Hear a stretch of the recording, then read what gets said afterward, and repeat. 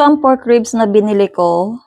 Pinahiwa ko na kaagad para hindi na nga ako maghiwa dito sa bahay. So, ganito na. Nakahiwa na siya. Ayan. Pero, papakuluan ko muna ito bago ko siya talagang lulutuin. Ito naman ang patatas at carrots. Siyempre, mayroon din akong corn. So, yan ang gagamitin ko dito sa aking pork ribs. Ayan na, pinapakuluan ko na ang aking pork ribs. Ngayon naman, ay gagawin ko na ang aking mga corn, yung mga gagamitin ko. Babalatan ko, pagkatapos ay hihiwain ko itong mga carrots and patatas. Gaya ng sabi ko kay babe, kakain kami ngayon ng dinner namin na masarap. Kasi maulan talaga, malamig. So, kailangan namin ng sabaw. Grabe talagang mata ko. Kapag wala talaga ako, kulang talaga ako sa tulog, ganito talaga nangyayari sa mata ko. Pero okay lang. Ganyan siya.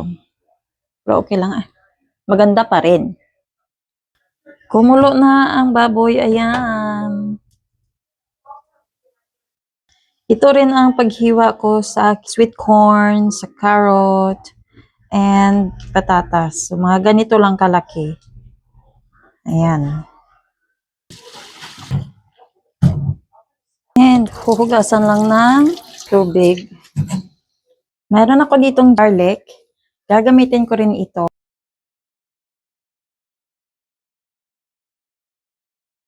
So, ito na ang ating garlic. Tinanggalan ko lang ng balat. Ilalagay ko na dito.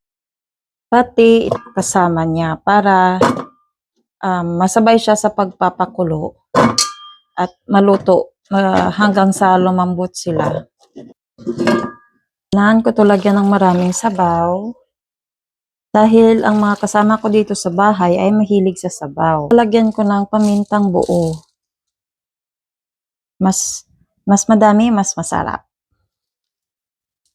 At laurel para mas mabango. At syempre patis. Yan, kasi marami ang sabaw eh. Ganyan na siya. Takpan. At hintayin ko na lang hanggang sa kumulo. Ayan, kumukulo na ang ating gulay. Subukan kong tusukin kung malambot na ba. Ayan, malambot na. Ayan, malambot na rin. So, isa ko na ilalagay itong mga pork ribs. Pakuluan ko lang ito ng saglit ulit and then luto na ito. Mayroon pa naman kami kanin. Hindi na lang ako magsasaing ulit. Wala akong problema magpakain kay Jan ng kanin na malamig. Kasi si Jan kasi kung ano ang mayroon, yun yung okay na sa kanya. Yun bang para sa kanya na kapag may kanin na, ayaw niya na magsaing ako ulit kasi mas mapapagod ako, yung ganon. So para sa kanya, kung ano yung meron, kakainin niya. Kaya wala talaga akong problema dyan kay Jan magpakain. Tsaka iniisip niya rin kasi yung pagod ko sa araw-araw, mga ganon. Kaya tuwing tatanungin ko yan siya kung anong kakainin niya, kung ano yung ganito ganyan, yun lang palagi yung sinasabi kung anong meron, okay na yun sa akin, ganun. Masaya ko kasi napapansin niya ang mga ginagawa ko dito sa bahay, ang ginagawa ko sa kanya at naiisip niya ang hirap at pagod ko sa araw-araw.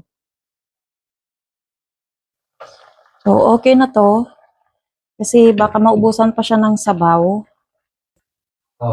Ang bango niya, ang sarap talaga, grabe. Ay, nako. Gusto ko nang kumain. Oh, sarap. Oh. Soup. Pork ribs with corn and potato. Do you want rice? Yeah. Okay.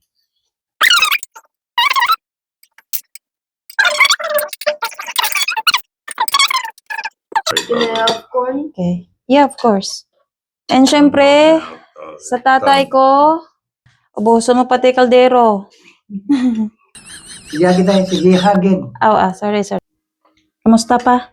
Okay. Very good. Thank you. You're welcome.